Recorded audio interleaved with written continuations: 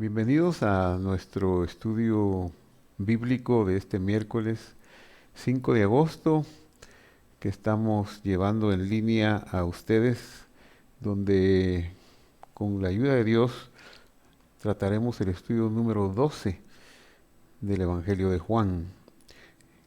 Y hoy el tema será Samaria.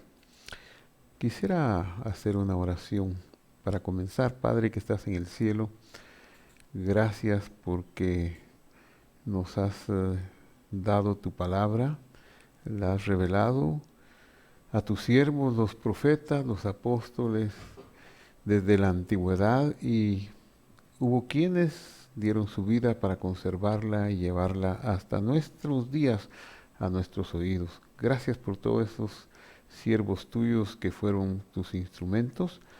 Bendito seas tú por ellos y bendito sea la memoria de ellos también.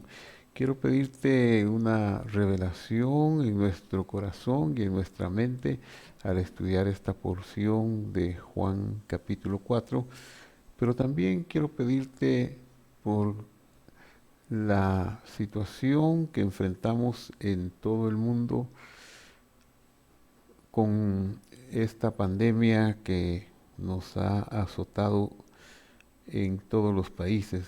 Quiero orar especialmente y con todo mi corazón pedirte por nuestros hermanos médicos, enfermeros, enfermeras, todo el personal médico, el personal de salud que está en la línea de batalla para que tú los protejas, poniendo en ellos la sabiduría de tomar las precauciones y prevenciones por todo, Señor, en el mundo, en el país y por los hermanos que conocemos, como nuestros hermanos médicos, el doctor Byron Lemus, su equipo que atiende la unidad de hemodiálisis, la clínica médica Emanuel, su esposa, sus hijos, todos los médicos que trabajan con él y todo el personal paramédico, el doctor Piedrasanta.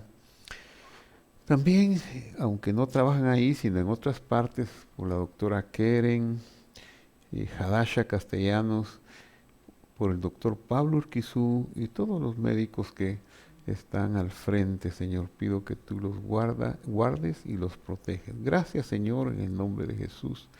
Amén. Muy bien, como decía, bienvenidos a nuestro estudio de hoy miércoles 5 de agosto. Leo el versículo 1 del capítulo 4 que dice, por tanto, cuando el Señor supo que los fariseos habían oído que él hacía y bautizaba más discípulos que Juan, aunque Jesús mismo no bautizaba sino sus discípulos, salió de Judea y se fue otra vez para Galilea. Y él tenía que pasar por Samaria. Ese versículo 4 es el que nos va a introducir al estudio de hoy. Esa frase tan especial y él tenía que pasar por Samaria. Ese tenía que pasar por Samaria es lo que nos va a abrir el terreno a una especial incursión del Señor en Samaria, algo muy espectacular. Pero necesitamos ver el contexto histórico un poquito para poder captar eso de por qué tenía que pasar por Samaria.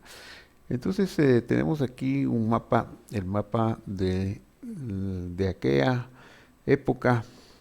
Y de aquella época, pues el mapa sigue siendo el mismo, pero en aquella época eh, que era Roma quien dominaba esta parte del mundo, la había dividido en varias provincias. La provincia del sur, la más al sur, es la provincia de Idumea, que está en un color claro. Con un verde oscuro es la provincia de Judea, que abarcaba lo que es Jerusalén, Betania, Jericó, Efraín y una buena parte del desierto de Judea que llegaba hasta el Mar Muerto.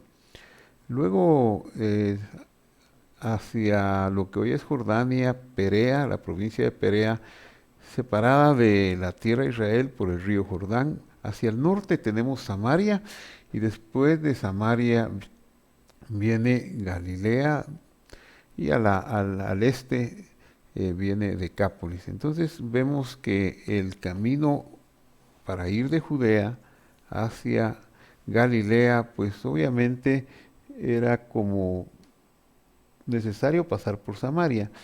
Pero cuando dice el versículo 4, tenía que pasar por Samaria, no es tanto que tenía que pasar por Samaria como que es el único camino, pues el camino más viable y más fácil era el camino del río Jordán, de Judea dirigirse al río Jordán al, eh, y, y seguir a lo largo del río hacia el norte. Eso era más fácil porque es curioso, pero el mar de Galilea se encuentra a unos 200 metros bajo el nivel del mar. Son lugares muy bajos. Y el río Jordán, pues, sale del mar de Galilea a 200 metros para llegar al mar salado o el mar muerto, como se le conoce también, que está a 400 metros. Es el punto más bajo de la tierra. Entonces, ese declive de 200 a 400 hace que el río de, que sale del mar de Galilea o del lago de Galilea llegue al mar muerto. Pues este valle del Jordán, que es muy fértil y muy plano, podría servir de un camino mucho más fácil para ir a Galilea. Pero no, dice que él se fue por Samaria, es decir, decidió tomar la ruta montañosa, subidas y bajadas y más difícil, pero había una razón espiritual por la cual él se estaba yendo por ese lado. Eh, el año 722 antes de nuestra era es un año fatídico en la historia de la nación de Israel. Vamos a leer algo aquí en Segunda de Reyes, capítulo 17, para tomar el contexto histórico y ya no solo geográfico de lo que tratará el estudio de hoy denominado Samaria. Dice el versículo 21 de Segunda Reyes 17, cuando él, refiriéndose a Dios, arrancó a Israel de la casa de David, ellos hicieron a Jeroboam rey, ellos hicieron rey a Jeroboam, hijo de Nabat. Esto está hablando del año más o menos 940, más o menos aproximadamente, en el siglo décimo, casi noveno antes de nuestra era. Pues el reinado unificado de Israel duró solamente tres reyes, que fueron Saúl, que lo empezó a conformar, que fue David el que le dio la forma y el que conquistó la ciudad de Jerusalén en el año 1000 aproximadamente, y Salomón, que fue el que le dio un esplendor a ese reinado. Pero el hijo de Salomón se portó un poquito mal y entonces Dios quitó el reino de la casa de David y se la entregó, y le entregó 10 tribus a Jeroboam. Y eso es lo que está relatando aquí. Arrancó él a Israel de la casa de David y se vinieron a convertir en dos reinos, que sería el reino del norte, el de las 10 tribus, que pasó a llamarse la casa de Efraín, y el reino del sur, la casa de Judá o la casa de David. Y se fraccionó el reinado. Pero la historia del norte sigue diciendo, versículo 21, segunda Reyes 17, entonces Jeroboam apartó a Israel de seguir al Señor y les hizo cometer un gran pecado. El rey que Dios había puesto, porque Dios puso a Jeroboam, pues siempre el poder, ¿verdad? El amor por el poder en el hombre es una ansia que lo lleva a cometer pecados. Se aferran al poder, como que se pierde de vista que este mundo es pasajero y que el poder, un hombre no puede gobernar más de 40 años. En el caso que viva mucho tiempo, quizá un poquito más, pero nadie puede ir mucho más allá de los 40 años. Porque la muerte es un enemigo eficaz, ¿verdad? Entonces se pierde de vista que ese tiempo es para servirle a Dios, pero no se quiere perpetuar. Y Jeroboam pues se apartó a Israel de seguir al Señor y les hizo cometer un gran pecado. ¿Cuál fue ese pecado? Entonces dice, los israelitas anduvieron en todos los pecados que había cometido Jeroboam y no se apartaron de ellos. Ya después de la muerte de Jeroboam, ellos continuaron en esos malos caminos que este rey malvado los había iniciado. Esto fue desde el año 940 más o menos hasta el año 722, o sea, unos 2 siglos aproximadamente. Dios los dejó 200 años, pero en esos 200 años ellos se apartaron totalmente del Señor, no se arrepintieron. Hubo algunos momentos de lucidez en sus reyes, pero en general estaban haciendo lo malo a los ojos del Señor. Entonces dice el verso 23, hasta que el Señor quitó a Israel de su presencia, como él había hablado por medio de todos sus siervos los profetas. E Israel fue llevado de su propia tierra al destierro a Asiria hasta hoy. Esa es la tragedia, ¿verdad? Fueron desterrados en el 722 antes de nuestra era. El rey de Asiria trajo hombres de Babilonia, de Cuta, de Abá, de Amad, de Sepharvaim, y los puso en las ciudades de Samaria en lugar de los israelitas, y tomaron posesión de Samaria y habitaron en sus ciudades. Al principio de habitar ellos ahí no temieron al Señor, así que el Señor envió leones contra estos hombres extranjeros que el rey de Asiria había traído, y mataron a muchos de ellos. Entonces hablaron al rey de Asiria, sus consejeros, y le dicen, las naciones que ha llevado al destierro a las ciudades, las naciones que ha llevado al destierro a las ciudades de Samaria no conocen la costumbre del Dios de la tierra.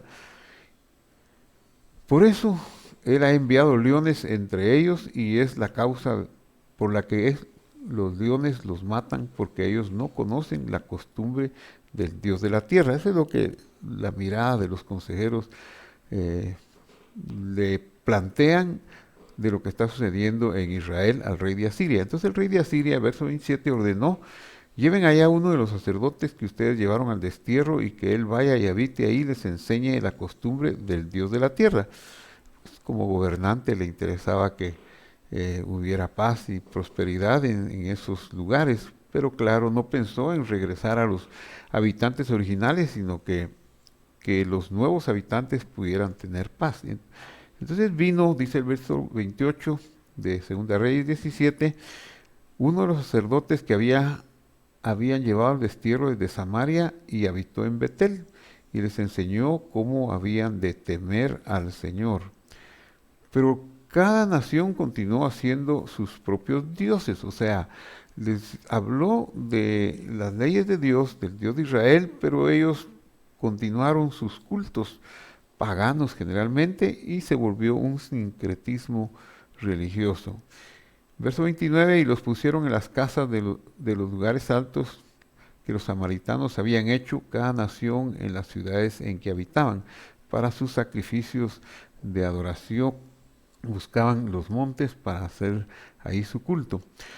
Entonces sigue diciendo, y los hombres de Babilonia hicieron a Sucot, Benot, los hombres de Cutá hicieron a Nergal, y los hombres de Amat hicieron a Sima, y los sabeos hicieron a Nibás y a Tartac, y los de Sepharvaim quemaban a sus hijos en el fuego como ofrenda a Adramelech y a Anamelech, dioses de Sepharvaim.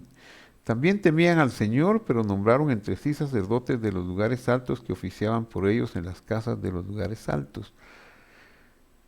Verso 33 de Segunda Reyes 17. Temían al Señor, pero servían a sus dioses conforme a la costumbre de las naciones de donde habían sido llevados al destierro. Entonces, esta es la triste historia de lo que sucedió con el reino del norte. Ya no hubo un reinado, sino que una mezcla de algunos que quedaron de la casa de Israel y muchos extranjeros que vinieron y habitaron, y más o menos conocieron algunas cosas del Dios de Israel e hicieron un sincretismo. Bueno, la casa de Judá en el sur, 2 siglos más tarde, siguió el mismo camino de pecados y también ellos fueron llevados al destierro en el 586. Pero Dios a la casa de Judá le hizo una promesa de que los regresaría 70 años más tarde. Y un poquito antes de cumplirse los 70 años, el rey Ciro de Persia dio la orden para que se reconstruyera la casa del Señor en el 539 y la casa pues fue inaugurada en el 519 y el 516 y 515 ya se pudo celebrar la Pascua. Entonces vamos a ver ese tiempo ahora ya pasado 2 siglos de aquel origen de lo que después vino a ser los samaritanos. Entonces vamos a ir a Esdras capítulo 4 versículo 1 que nos relatarán cómo eran las relaciones cuando la casa de Judá regresó del destierro con los habitantes del país de Samaria o de la provincia de Samaria.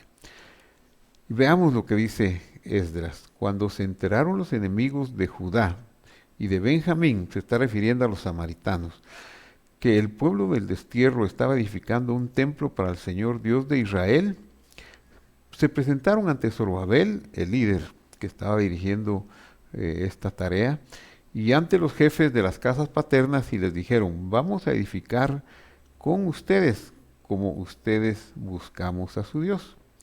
Y le hemos estado ofreciendo sacrificios desde los días de Saradón, rey de Asiria, que nos trajo aquí. Se está refiriendo a la época de cuando fue erradicado el reino del norte. Ellos eran los samaritanos. Pero Zorobabel y Yeshua y los demás jefes de las casas paternas de Israel dijeron: no tienen nada en común con nosotros. O sea, no estaba el culto samaritano, no era aceptable para ellos por el sincretismo que manifestaban. Y esta es la respuesta: no tienen nada en común con nosotros para que juntos edifiquemos una casa a nuestro Dios, sino que nosotros unidos la edificaremos al Señor, refiriéndose a Judá, a la tribu de Benjamín, a los que habían regresado de Babilonia por orden de Ciro, el rey de Persia. Sino que nosotros unidos la edificaremos al Señor, Dios de Israel, como nos lo ordenó el rey Ciro, rey de Persia. Entonces el pueblo de aquella tierra se puso a desanimar al pueblo de Judá y a atemorizarlos para que dejaran de edificar. Tomaron a sueldo consejeros contra ellos para frustrar sus propósitos. Todos los días se volvieron enemigos, ¿verdad?, de los que edificaban la casa de los judíos, prácticamente, de la casa de Judá. Dice, tomaron a sueldo consejeros contra ellos para frustrar sus propósitos todos los días de Ciro, rey de Persia, hasta el reinado de Darío, rey de Persia. Y en el reinado de Asuero, el versículo 6, al principio de su reinado, sus enemigos escribieron una acusación contra los habitantes de Judá y de Jerusalén. Bueno, ahí vamos a dejar la historia y ahora vamos a regresar a Juan capítulo 4. A esta parte le vamos a denominar la mujer samaritana. Versículo 5 de capítulo 4 de Juan. Lo habíamos dejado en que Jesús tenía que pasar por Samaria cuando iba para Galilea y vimos que no necesariamente era el único camino, pero que él tenía una razón especial para pasar por Samaria. Entonces se van por el camino montañoso y aquí viene el relato. Llegó pues a una ciudad de Samaria llamada Sicar, cerca de la parcela de tierra que Jacob dio a su hijo José. Y entonces aquí tenemos el mapa de Samaria, un poquito de Galilea, pero más bien estamos enfatizando Samaria.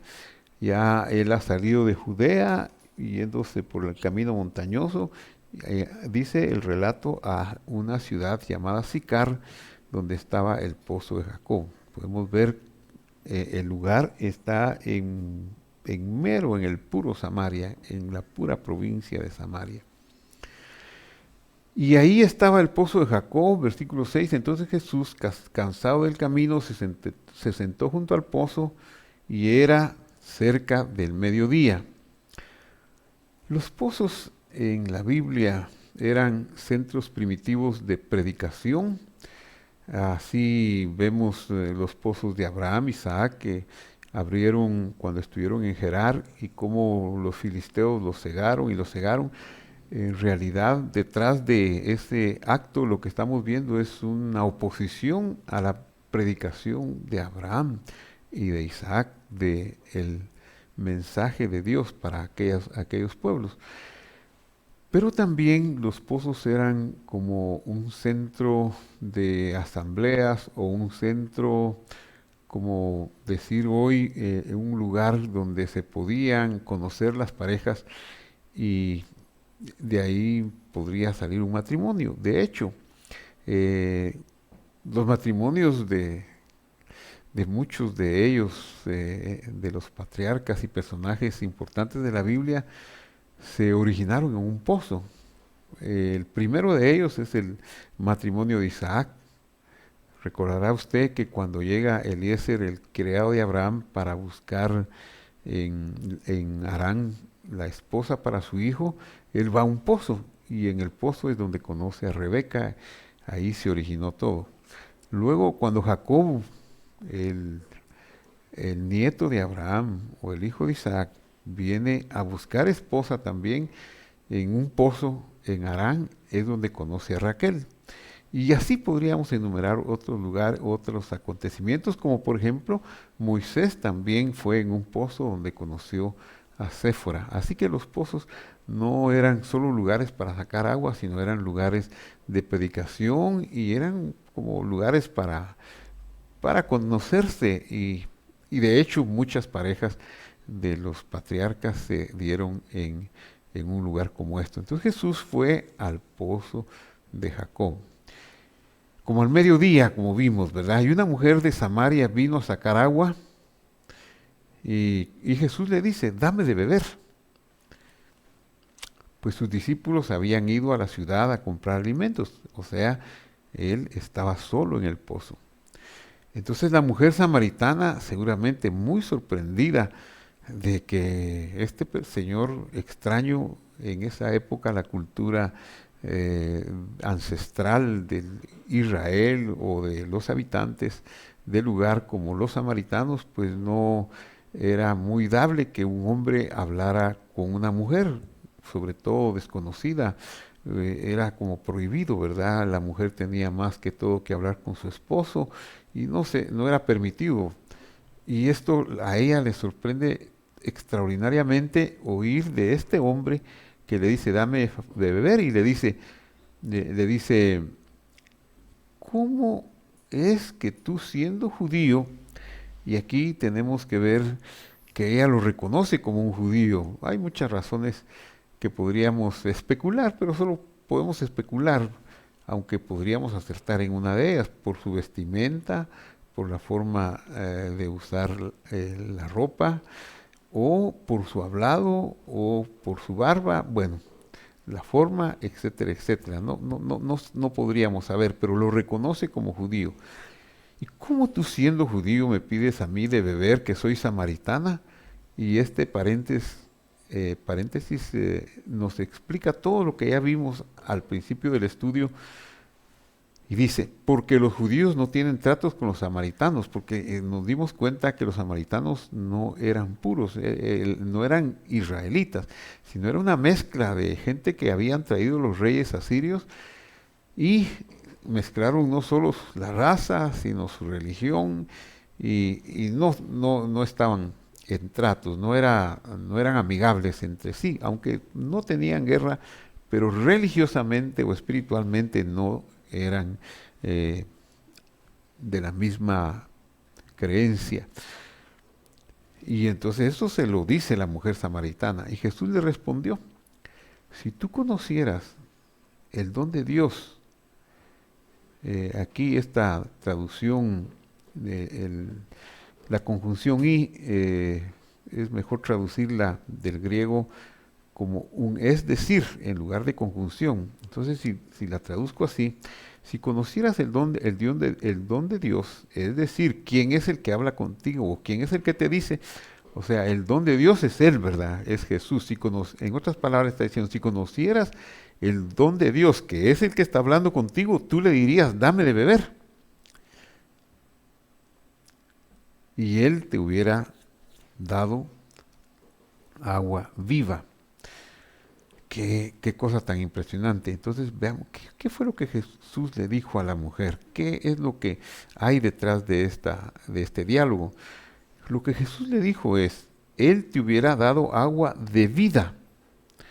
Él no está diciendo una palabra simple, está diciendo Mei Hayim. Mei Hayim, que es un constructo, es una forma gramatical hebrea llamada constructo, que significa no agua viva, que sería el estado absoluto, agua viva o aguas vivas, que es lo que dice, aguas vivas, sino que es agua de vida. ¿Y qué es el agua de vida que Jesús le ofrece? Pues es la maravillosa palabra de Dios o la vida eterna. Jesús le está ofreciendo la vida eterna. Él le dice, si tú conocieras el don de Dios, es decir, quién es el que te dice, dame de beber, tú le habrías pedido a Él y Él te habría dado agua de vida. Aquí notamos cómo la gracia de Dios empieza a revelarse a esta mujer, como dice, no es del que quiere o del que corre, sino de Dios, que es gran misericordioso. Esa era la razón por la que se fue por Samaria, porque él quería pasar por Samaria, porque él tenía una cita eterna con esta mujer que de otra manera jamás hubiera conocido y oído de la palabra de Dios, pero Dios había dispuesto revelarse a él y ella no lo sabe. Ella está en sus quehaceres, en sus afanes, como muchos de nosotros hoy en día o cuando nos encontró el Señor, estábamos enredados en nuestros quehaceres, en nuestros afanes y de repente algo pasó. Ella tiene esa dicha tan grande de que Jesús le hable. Ella le dijo, Señor, no tienes con qué sacarle, porque ella está choqueada de hablar con un desconocido, un hombre, un judío, encima de todo un judío que no tiene tratos con su pueblo, y ahora le dice, si conocieras quién es el que habla contigo, el don de Dios, tú le pedirías agua de vida y él te hubiera dado. Pero ella no realiza la profundidad de las palabras del Señor, le dice, si no, Señor, no tienes con qué sacarla y el pozo es hondo. ¿De dónde pues tienes esa agua viva? Y veamos aquí la expresión de la mujer. ¿De dónde tienes esa agua viva? La mujer lo que le dice es, ¿de dónde tienes Mayim Hayim? Mayim es el estado absoluto de la palabra aguas, plural, y Hayim vivas. Ella está pensando en un ojo de agua, en un manantial, en un brote de aguas, como era ese pozo, que brotaba el agua para que pudieran saciar, como dijo ella, de la sed de sus ganados y de sus gentes desde el patriarca Jacob. Entonces, solamente su mente llega hasta el pozo. Y es que nosotros no podemos tener una realización más allá si Dios no nos revela nada. No podemos decir cómo es Marte si nunca hemos oído hablar de Marte ni sabemos qué es. No podemos dar una descripción de lo que es la vida espiritual si nunca la hemos sabido. Entonces su mentalidad está circunscrita a su necesidad inmediata, que es el agua que va a sacar para la comida, para saciar sus necesidades, no va más allá. Y aunque él le dice agua de vida, ella piensa aguas vivas. Y continúa su pregunta y le dice, ¿acaso eres tú mayor que nuestro padre Jacob, que nos dio el pozo del cual bebió él mismo y sus discípulos, y sus hijos, perdón, y sus ganados? Ya empieza a pensar, se le abre un poquito la mente. ¿Qué me estará diciendo? ¿No será otra cosa? ¿Eres tú mayor que nuestro? Imposible que seas mayor que Jacob. Y Jesús le contestó, verso 13, todo el que beba de esta agua volverá a tener sed. le enfatiza. Pero el que beba del agua que yo le dé, que es agua de vida o el agua eterna o la vida eterna, no tendrá sed jamás, sino que el agua que yo le daré se convertirá en él en una fuente de agua que brota para vida eterna. Es un regalo extraordinario. Señor, dijo la mujer, dame de esa agua para que yo no tenga sed ni venga aquí a sacarla. Pero ella sigue enfocada en su necesidad inmediata, está pensando siempre en el agua. Entonces viene Jesús y le va a dar una revelación más. Es que miremos, Jesús tenía que pasar por Samaria porque él que había escogido a esta mujer desde antes de la fundación del mundo para revelarse a ella. Esa es la maravillosa gracia del Señor. Jesús le dice, ve y llama a tu marido. Qué cosa tan interesante. Ve y llama a tu marido. No tengo marido, le dice la mujer. Ahora le cambia de casi en 90 grados la plática del agua. Llama a tu marido. No tengo marido. Y Jesús le dice, bien has respondido, no tengo marido.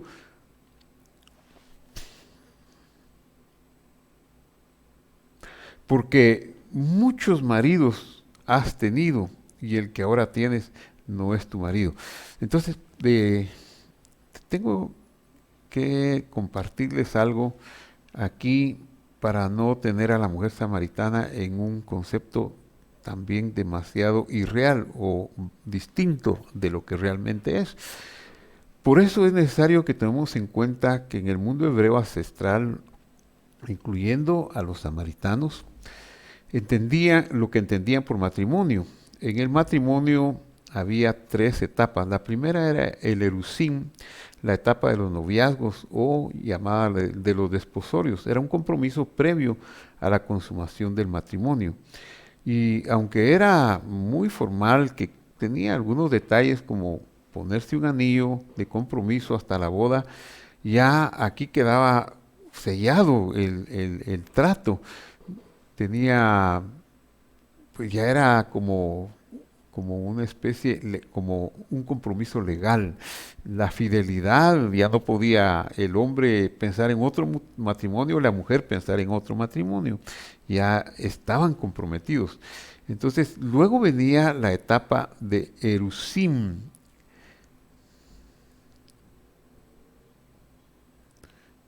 Perdón, estamos en la etapa de erusim siempre. Entonces, esta etapa solamente podía cesar por medio de un divorcio que se diera por relaciones bíblicas. Tenemos una alusión a esta etapa en Oseas 2:19.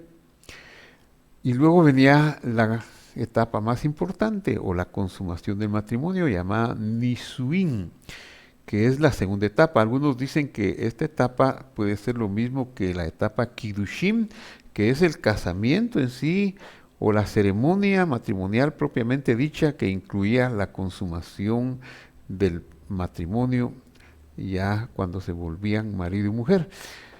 Ketubá era un contrato matrimonial firmada ante 2 testigos antes de la ceremonia final, o sea, de la consumación del matrimonio, que era entregado a la novia bajo la jupá, que era el lugar donde se casaban, o después del casamiento.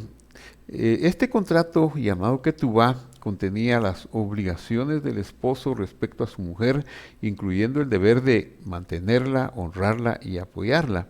El matrimonio antiguo, el matrimonio ancestral hebreo, protegía a la mujer. Si había un divorcio, el hombre tenía que pagarle. Si el hombre moría, pues es la dote que él pagaba y que eso quedaba en el contrato matrimonial, servía para que la mujer no quedara desprovista y sus hijos tampoco. Entonces ese contrato era muy importante y se establecían estos puntos. Cuando la mujer samaritana responde, no tengo marido, en el 4:17, tenemos que entender que no está diciendo que es una mujer muy libre. No, sí ha tenido 5 divorcios. La han divorciado 5 veces. Sí, es una tragedia. Es una mala fama, incluso en aquel tiempo, pero era posible llegar a esto. aunque no era deseable. Y está en un nuevo contrato, en una nueva etapa para un sexto matrimonio. Por eso es que Jesús le habla del agua de vida, porque ella no está saciada, ella no está eh, tranquila, ella está fracaso tras fracaso. Quizá este sexto tampoco le va a saciar el alma. Por eso le dice, le toca el punto Jesús. Porque 5 maridos has tenido y el que ahora tienes no es tu marido, en eso has dicho la verdad. Ella tenía una larga historia terrible, pero Jesús le ofrece una revelación gratuita.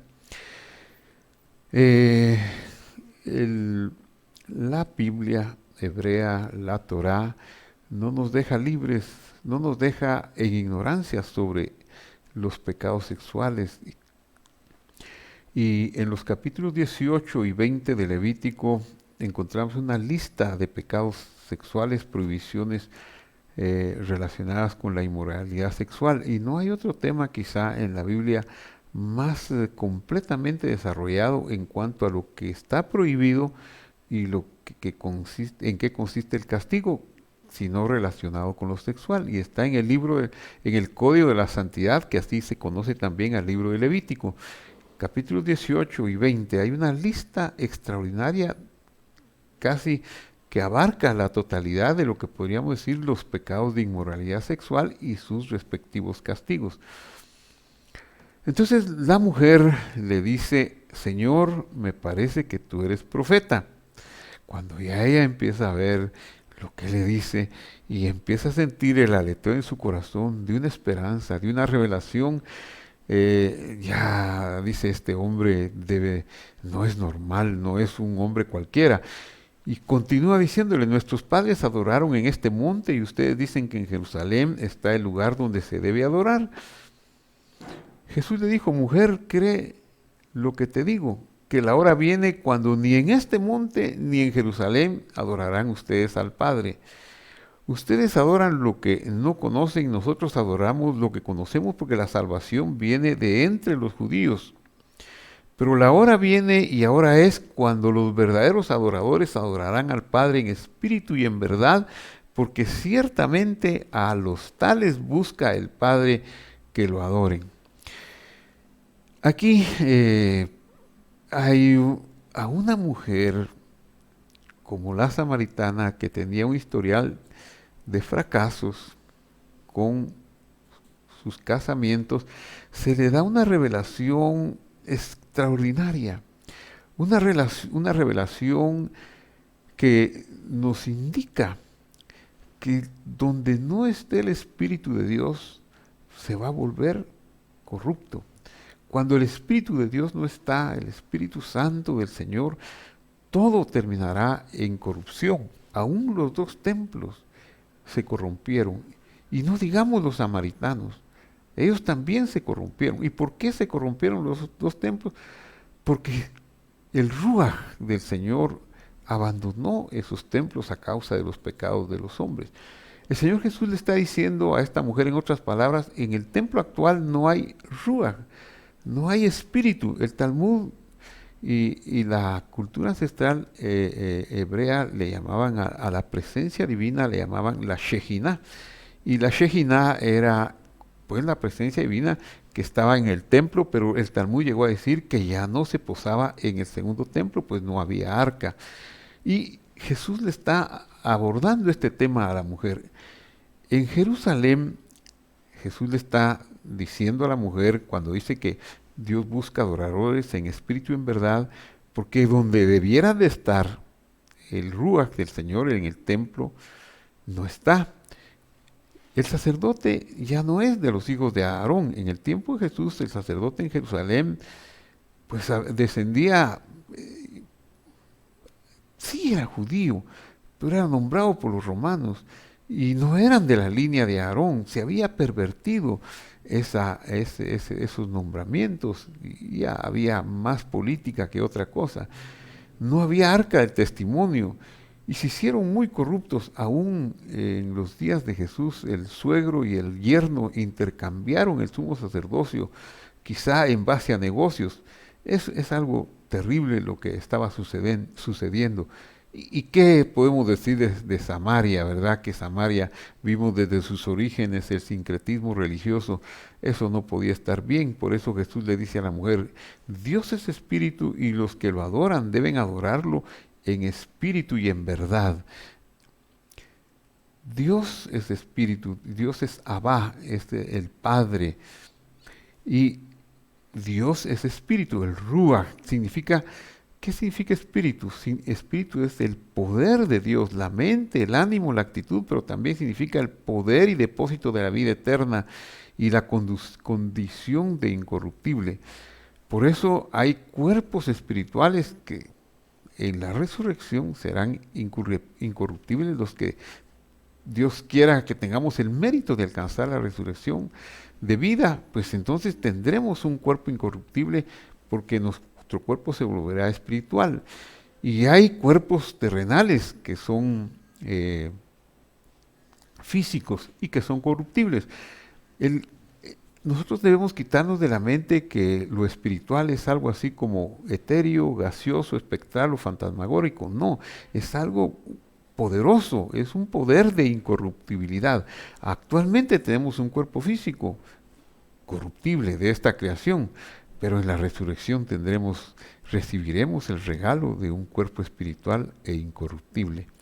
Emet, Dios es espíritu y su palabra es verdad. Emet, pues, la mujer le dice, sé que el Mesías viene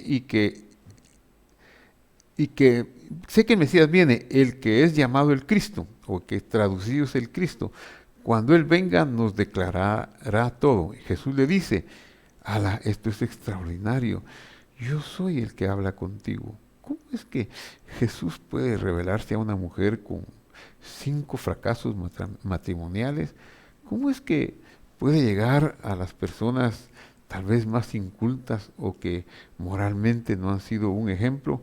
Eso es algo maravilloso, eso me maravilla a mí increíblemente. En eso llegan sus discípulos, la mujer ya tiene la revelación, los discípulos llegan y se asombraron que hablara con una mujer.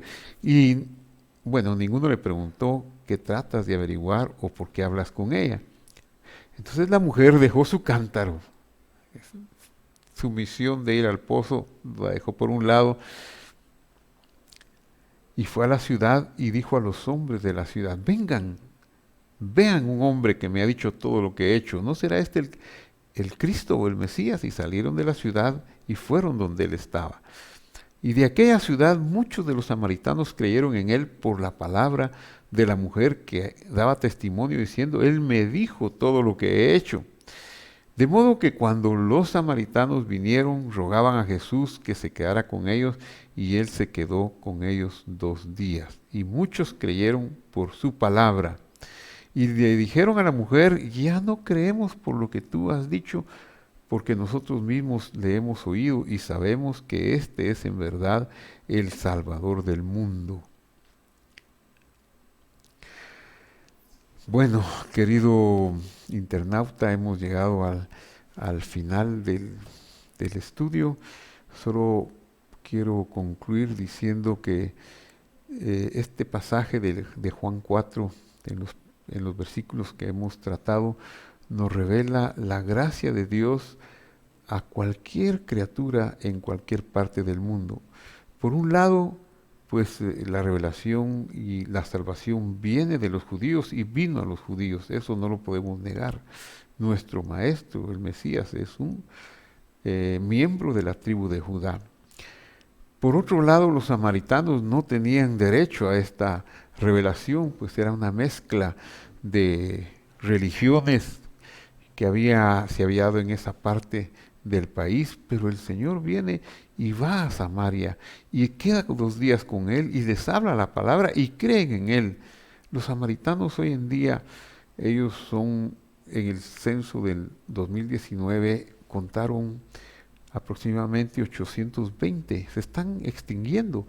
Ellos han practicado por siglos la endogamia, es decir, casarse entre ellos mismos, y eso ha dado lugar a enfermedades genéticas, pero también a que la población se reduzca porque no aceptan conversos, no son proselitistas y se están extinguiendo. Como le digo, actualmente su idioma es el árabe y el hebreo moderno. Pero Jesús sabía que este grupo le iba a pasar lo que estamos viendo hoy. Pero ¿qué pasó con esa población tan inmensa de samaritanos? Pues el Evangelio llegó y los sacó de esa limitación y los convirtió en un pueblo ya no samaritano, ya no judío, sino seguidores del Señor Jesús. Cuando el Señor muere y resucita y viene el Espíritu Santo y se empieza a pregonar las buenas noticias, Felipe, un evangelista de los primeros años de nuestra era, va a Samaria y predica sobre el Evangelio de Jesucristo y muchos creyeron en él. Y Pedro y Juan fueron enviados para ver qué estaba pasando en Samaria y al ver la gracia de Dios oraron para que recibieran el poder del Espíritu Santo, es decir, la capacidad de mantener aquella promesa que Dios ha dado, las arras de su Espíritu. Y de esa cuenta, pues, si hay 820 samaritanos, pero muchos de esos miles que se convirtieron al Señor, pues, alcanzaron la gracia divina. De igual manera, nosotros hoy podemos alcanzar la gracia divina a través de creer en el Señor Jesús. Vamos a terminar y vamos a cerrar con una oración. Padre que estás en el cielo, te damos gracias, Señor, en el nombre de Jesús, porque tu palabra se ha difundido hasta lo último de la tierra y no es del que quiere ni del que corre, sino de ti que tienes un amor entrañable por la humanidad. A nosotros nos toca difundir estas verdades por medio de las redes sociales, del canal de YouTube, del canal de Facebook, pero tú sabes quiénes son los que vas a alcanzar, las mujeres samaritanas o los samaritanos, o los hombres y las mujeres de cualquier raza y religión, y te vas a revelar a ellos por tu pura y amable bondad, Señor. Por eso te damos gracias en el nombre de Jesús. Te damos gracias, Padre amado, en el nombre de Jesús, por todas estas bondades que has tenido para con nosotros. Gracias, Señor, en el nombre de Jesús. Amén y amén. Querido internauta, le pido que le dé clic a nuestro canal, que comparta este mensaje con alguien. Si a usted le interesó, si a usted le llegó al corazón, compártalo y lo invitamos para nuestro próximo estudio de hoy en 8. Todos los miércoles tenemos un estudio como este, pero también tenemos un servicio dominical y estaremos llevándolo el próximo domingo. Así que bienvenidos a nuestros servicios, tanto de estudios como servicios dominicales. Que Dios nos bendiga, que Dios nos guarde y que nos cure. Que Él esté con nosotros. Hasta la vista.